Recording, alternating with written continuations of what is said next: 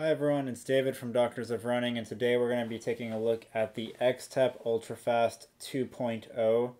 This is a shoe company that you may have not heard of. They're not big in the United States, but they are big overseas. They have a pretty wide range of shoes that they offer, from daily trainers to racing options. This is a more budget-friendly option. It is priced at US dollars, $75. And it's a pretty interesting option as well because the midsole actually has a pretty good amount of softness to it. And there is a little bit of rebound that comes from it as well. You'll notice that the shoe is also plated with a plastic plate that extends through the midfoot from the rear foot, coming across, and then it stops right around that forefoot, at least from what you can visibly see. Overall, the shoe rides pretty nicely. It's much more lively than I was expecting it to be. The shoe has a heel bevel present. It works pretty well. It's not the greatest heel bevel I've had, but it's centrally located and does a good enough job of transitioning you onto the midfoot there. From the midfoot, it rolls you into that forefoot. There's a little bit of a flexible forefoot up front, so you can get a little bit of ground feel and get a sense of pulling off of the forefoot when you do the toe off phase of gait. The upper is pretty good. It's just an engineered mesh, nothing overly special about it. The shoe does run a little bit long. The shoe that was sent to me was a European size 45, supposed to be concurrent with US men's 9.5. It's true to size for a 9.5, however, it does run on the long side. So if you can do like a Euro 44 or 43, that might work a little bit better. The width throughout is normal. There's no major issues there. Not overly wide, not overly narrow in any specific regions. The tongue does seem to run a little on the long side. Kind of rides up on the ankle, but it's padded well. It's comfortable. It never gave me any irritation, and it didn't slip around at all. There's plenty of volume in the upper as well, in the toe box. And it doesn't expand a whole lot, but it doesn't really need to. There's enough volume there present. The outsole is a full contact outsole, goes down. There's also like a midline groove that comes down the center of the shoe there. It feels like it does a pretty good job of helping out with some stability. The shoe overall is a little bit on the flexible side and can be a little unstable for some.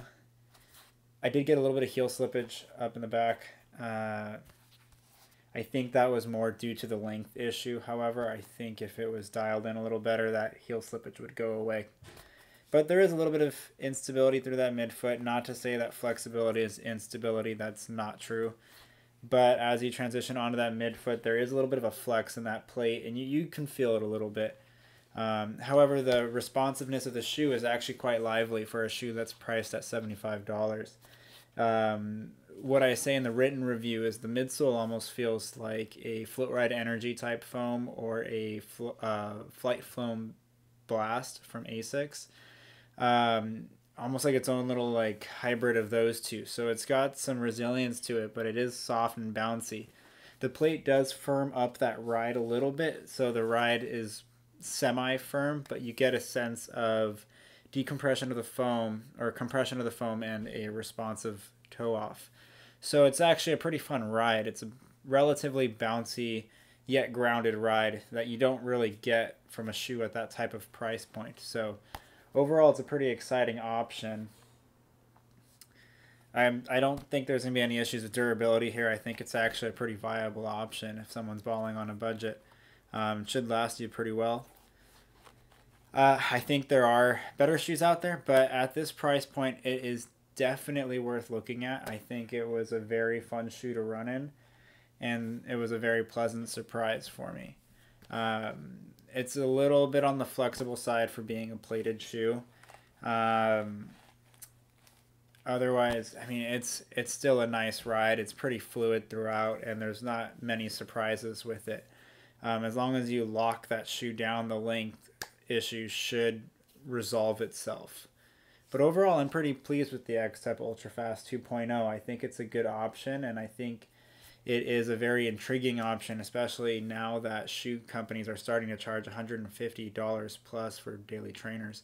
A lot of these shoes I mean, it wasn't that long ago that $100 was a good shoe.